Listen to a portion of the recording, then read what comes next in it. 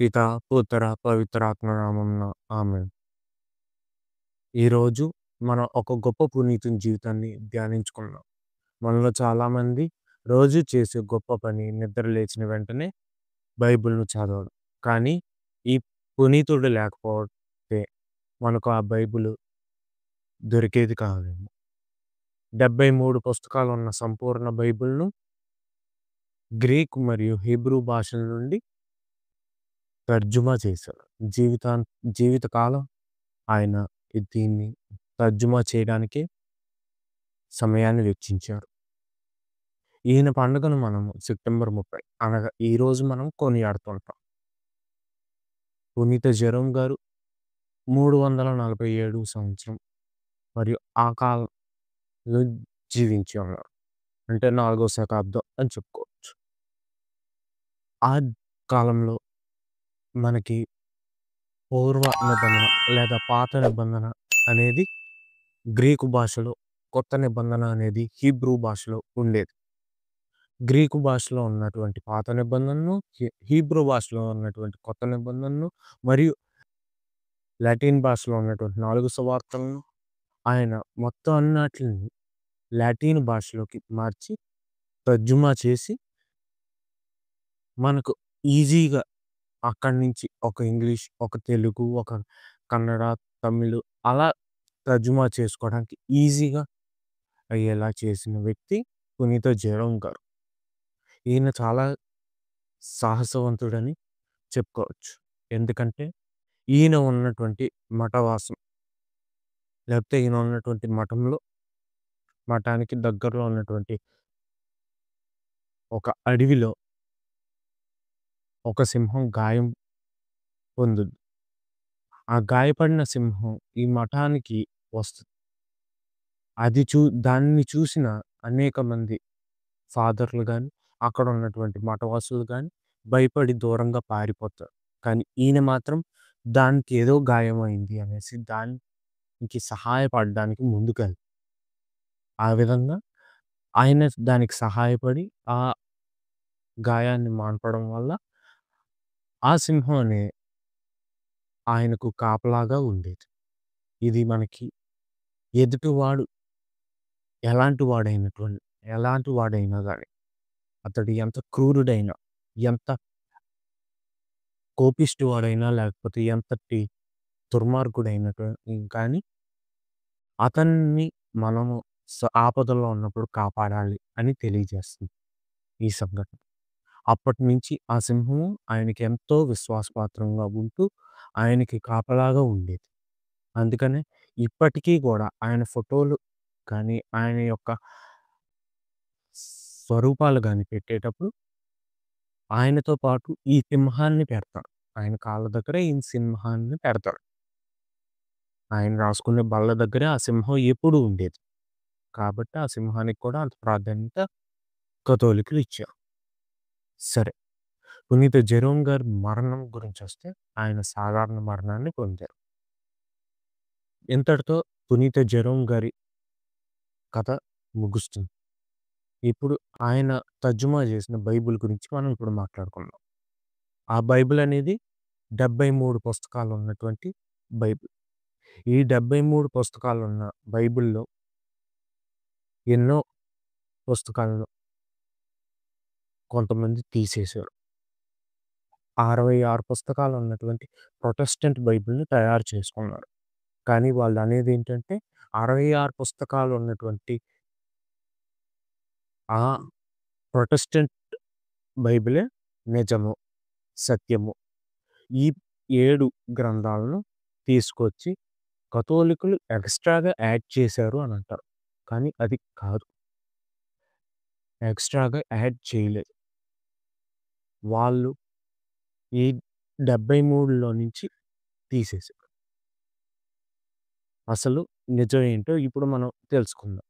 390 ఆ ప్రాంతంలో జరిగినటువంటి council of HIPAA. Council of హిప్పాలో మొదట ఆమోదించింది పునీత జెరోమ్ గారు ట్రాన్స్‌లేట్ చేసినటువంటి 73 పుస్తకాలున్న సంపూర్ణ బైబిల్‌నే వాళ్ళ ఆమోద ముద్ర వేశారు. ఆ తర్వాత దాన్ని వేరే భాషల్లోకి గూడా తర్జుమా చేశారు. ఆ తర్వాత దాదాపు 1200 సంవత్సరాలుగా అదే బైబిల్‌ని సర్వ ప్రపంచం వాడింది. కానీ మార్టిన్ లూథర్ కింగ్ ఈయన లూథరన్ సంఘాన్ని స్థాపించిన వ్యక్తి. ఈయన 1546 సంవత్సరంలో కథోలిక విశ్వాసం నుండి వెళ్ళిపోతూ, ఇక్కడి నుంచి వెళ్ళిపోతూ 66 పుస్తకాలను మాత్రమే బైబిల్‌గా, మిగతా 7 పుస్తకాలను అపోక్రిఫల్‌గా తీసుకుంటూ వెళ్లారు. అంటే పాత నిబంధన, నూతన నిబంధన. 66 పుస్తకాలు వీటిల్ ఈ 2 విభాగాల్లో ఉంచి, ఈ రెండాటిల మధ్యలో 7 పుస్తకాలను అపోక్రిఫల్‌గా పెట్టి 73 పుస్తకాలుగా ఆయన కూడా తీసుకెళ్లారు. ఆయన కూడా 73 పుస్తకాలను తీసుకెళ్లారు. కాకపోతే 3 విభాగాలు చేశారు. Old testament, new testament, apocryphal. ఈ అపోక్రిఫల్ అంటే ఇది కథలు. వీటిని నమ్మితే నమ్మొచ్చు, లేకపోతే లేదు అనే విధంగా తీసుకున్నారు. ఆ తర్వాత మళ్ళీ 300 సంవత్సరాలు ఆ 73 పుస్తకాలనే చదువుకున్నారు. 1800 సంవత్సరాల్లో 1800 సంవత్సరాలు ఇవి మన ప్రొటెస్టెంట్ బైబిల్‌లో ఉండకూడదు అని ప్రొటెస్టెంట్ సోదరులు వీటిల్ని ఈ 7 పుస్తకాలని తీసేశారు. ఈ 7 పుస్తకాలు ఏంటి? అవి ఎందుకు తీసేశారని ఒక సంపూర్ణ వీడియో మళ్ళీ మనం ధ్యానించుదాం. దాని గురించి మళ్ళీ ఒక వీడియో చేసుకుందాం. అయితే ఈ 7 పుస్తకాలు తీసేయడానికి ఒక 2 ఉద్దేశాలను మనం ఇప్పుడు ధ్యానిద్దాం.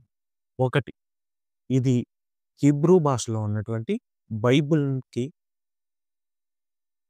సమానంగా ఆ బైబిల్‌ని ప్రతిబింబించేలాగా ఉండాలనేసి హీబ్రూ భాషలో ఉన్నటువంటి వాటిల్ని మాత్రమే ఈ బైబిల్‌లో పెట్టడం జరిగింది. మిగిలిన 7 పుస్తకాలు గ్రీకులో రాయబడినవి కాబట్టి ఆటిల్ని తీసుకోలేదు. Only Hebrew to English Hebrew to Latin translation అంతే. ఇక్కడ గ్రీక్ ట్రాన్స్‌లేషన్ అనేది లేదు ప్రొటెస్టెంట్ బైబిల్ అనేది.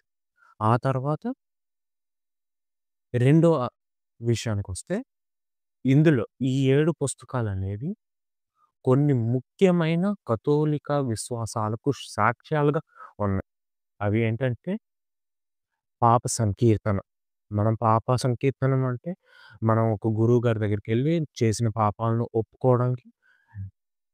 ఒప్పుకొని దానికి ప్రాయశ్చిత్తం చెల్లించుకోవడం పాప సంకీర్తనం. ఇలా పాప సంకీర్తనం కోసం పునీతులను, దేవదూతలను ప్రార్థనా సహాయం అడగడం, అదేవిధంగా మరణించిన వారి కోసం మనం ప్రార్థించడం, ఇలాంటి ముఖ్యమైన కథోలిక విశ్వాసాలను, సాంప్రదాయాలను సాక్ష్యంగా ఈ 7 పుస్తకాలున్నాయి. కాబట్టి వీటిల్ని తీసేయడానికి ఇదొక కారణం. కథోలికల్ని వ్యతిరేకిస్తూ, కథోలికలు పాటించే ఈ ఆచారాలు తప్పు అని చెప్తూ బయటికెళ్ళిపోయినటువంటి ప్రొటెస్టెంట్లు ఈ 7 పుస్తకాలను కూడా తీసేస్తే బైబిల్‌లో నుంచి కథోలికల్ని తొలగించొచ్చు అని అనుకున్నారు. కానీ బైబిల్‌లో ఆల్రెడీ అపోస్తల కార్యాలు అండ్ ఇతరితర పౌలు గారు రాసినటువంటి ఇతర లేఖల్లో కథోలిక అని, కాథలిక్ అని ఉంది. అది గ్రీకు భాషలో, గ్రీకు బైబిల్‌లో ఉండేది. ఆ! మేము గ్రీకు బైబిల్‌ని ఒప్పుకోము. మేము తెలుగు బైబిల్‌ని హ్మ్, చదువుతాము. అందులో క్రీస్తు సంఘం అని ఉంది. కాబట్టి ఇది మా క్రీస్తు సంఘమే నిజమైన సంఘం అని కొంతమంది ఈ మధ్య మాట్లాడటం మనం చూస్తున్నాం. కానీ గ్రీకు భాష మూల భాష. ఇప్పుడు యేసు ప్రభు గారి పేరు చూసుకుంటే హెబ్రూ భాషలో యేసుస్ అని ఉంటది. లాటిన్ భాషలో యీసూస్ అని ఉంటది. ఇంగ్లీష్‌లో జీసస్ అని ఉంటది. తెలుగులోకొచ్చేసరికి యేసు అని ఉంటది. అంటే వీళ్ళు ముగ్గురు 3 వేరు వేరు పేర్లా? లేకపోతే ముగ్గురు మనుషులా? కాదు. పేర్లు ఒకటే. పేరు ఒకటే. మనిషి ఒకడే. కానీ దాన్ని ట్రాన్స్‌లేట్ చేసేటప్పుడు దాని ఉచ్చారణ మారుతుంది. అంతే. ఆ విధంగా ఉచ్చారణ మారినప్పటికీ కాథలిక్ అనే పేరు ఆల్రెడీ బైబిల్‌లో ఉంది. కాథలిక్ అంటే దానర్థం యూనివర్సల్ సార్వత్రిక సంఘం. ఇంకొంతమంది సార్వత్రిక సంఘం అని ప్రార్థన చేయడం కూడా చూస్తున్నాం. చాలామంది ప్రొటెస్టెంట్‌ల్లో. వాళ్ళకి కూడా సార్వత్రిక సంఘం అంటే ఇన్ గ్రీకు భాషలో కాథలిక్ అనర్థం. దేవుడు ఈ చిన్నపాటి ధ్యానాంశాన్ని దీవించునుగాక. పితా, పుత్ర, పవిత్రాత్మ నామమున ఆమేన్. పునీత జెరోమ్ గారి పండుగ రోజు మనం ధ్యానించిన ఈ అంశాలను మదిలో ఉంచుకొని సంపూర్ణ బైబిల్‌ను పాటిస్తూ, పఠిస్తూ, దానికి అనుగుణంగా జీవిస్తూ, ఆయన్ని పునీత జెరోమ్ గారిని గౌరవించుకుంటూ జీవిద్దాం. దేవుడు మనల్ని దీవించునుగాక. వీక్షకులందరూ దయుంచి గమనించగలరు. ఇది నా ఫస్ట్ వీడియో ఇలా స్క్రీన్ ముందుకు వచ్చి వీడియో చేయడం. కాబట్టి ఇందులో ఎటువంటి తప్పిదాలున్నా క్షమించగలరు. అండ్ కామెంట్స్‌లో తెలియజేయగలరు. నేను రాను రాను కరెక్షన్స్ చేసుకోవడానికి ప్రయత్నిస్తాను. అదేవిధంగా ఈ ఛానల్‌ను లైక్, షేర్, సబ్స్క్రైబ్ చేసుకోండి. మీకు ఈ కంటెంట్ నచ్చితే, ఈ ఛానల్ కంటెంట్ నచ్చితే లైక్ చేయండి. నలుగురితో షేర్ చేసుకోండి. సలహాలు, సూచనలున్నా కామెంట్ చేయండి. Thank you.